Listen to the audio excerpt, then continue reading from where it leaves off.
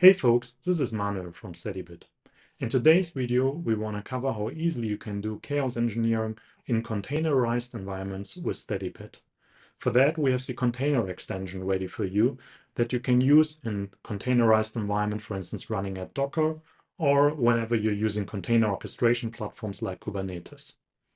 Once you're opening it up, you see all the capabilities of the container extension.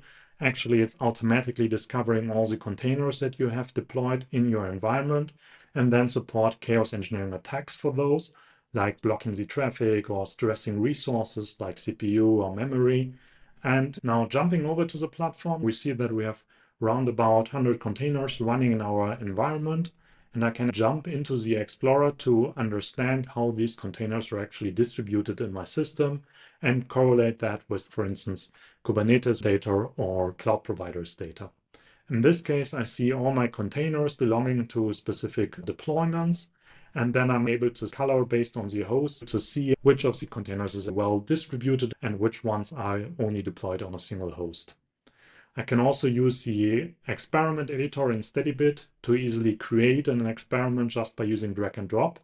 For that, I have all the chaos engineering attacks available at the left-hand side, like the attacks for containers that we saw earlier, but also integrations into cloud providers or observability tools. So make sure to install the container extension in your environment.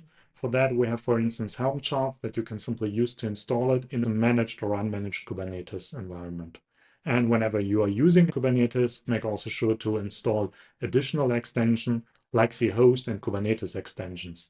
Those are actually deployed automatically whenever you are installing the Steadybit agent via the Helm chart in your Kubernetes cluster.